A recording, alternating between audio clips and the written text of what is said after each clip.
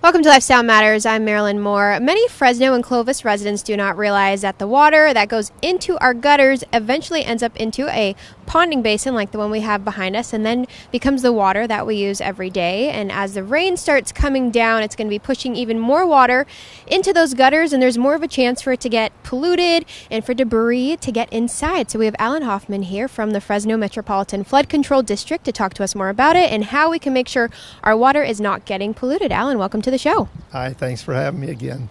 It's always nice to see you. I know we do these pretty frequently. Let's talk about how does this litter and debris get into our groundwater? So most of the times it's just people throwing trash and litter out in the streets, or it can come from their property, from garbage cans that are overflowing, and it gets into the gutters, and then when it rains, it's washed down the street and into our inlets and storm drain pipelines and ends up in our over 153 ponding basins. And why do we have these ponding basins? So they're to keep residents from flooding.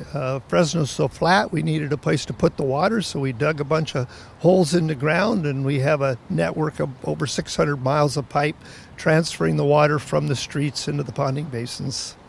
And from the ponding basins, then it eventually goes into our homes. Yeah, so we are a great source of groundwater recharge, putting all this water in basins. It's recharged into our groundwater aquifer, and that's where the city of Fresno pumps a certain percentage of their water that we use in our homes every day. So it is very important for us to make sure that debris and litter is not going into this water. Yeah, it's really important. I don't think the public knows. That's why we try to talk to them each year and give them knowledge that it is really important to try to clean up around their homes and keep litter and debris and other things, pollutants, out of the stormwater. Would you say then we really need to be monitoring those gutters that are on our streets and in our neighborhoods?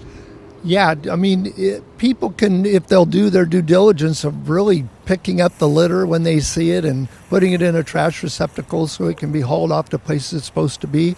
Because if it is on the streets, it's going to be washed down into the gutters and into our storm drainage ponding basins. Now, when that gets into our ponding basins, do you guys have a certain protocol of getting all of that out? So we regularly clean the basins. We have a very active maintenance program to try to clean it, to keep them clean on the floors of the basins and to haul off the silts and other debris that would get into the ponding basins.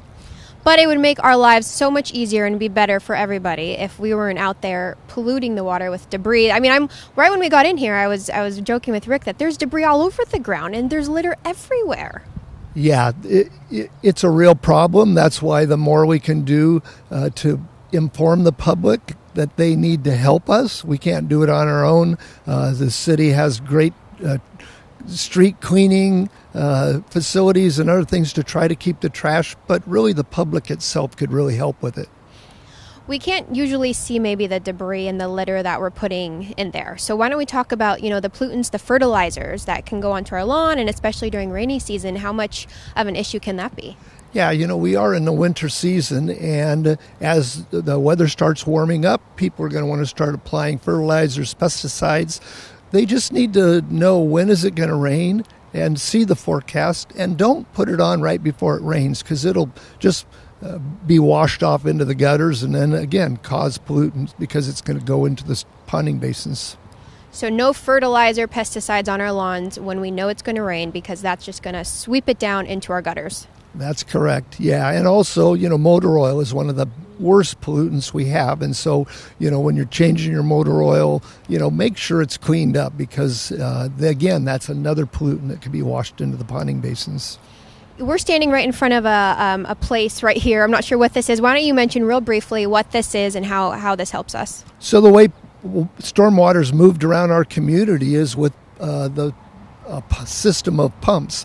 And so the stormwater that may move into this basin could be transported downstream into another ponding basin. So we're just potentially moving those pollutants from one place to another. So we need to clean it up throughout the community. Now, where can people find some more information on everything we just talked about?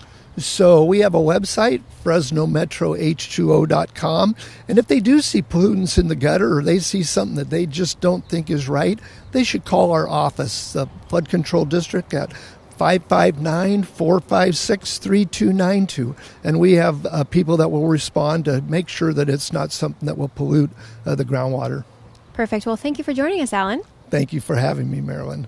Again, we've been speaking with Alan from the Fresno Metropolitan Flood Control District on how pollutants and debris, motor oil, and all of that bad stuff can get into our water and our gutters, go into the ponding basins, and eventually go into the water that we use daily. For more information, make sure to visit that website. Thanks for tuning into Lifestyle Matters. I'm Marilyn Moore, and we'll see you next time.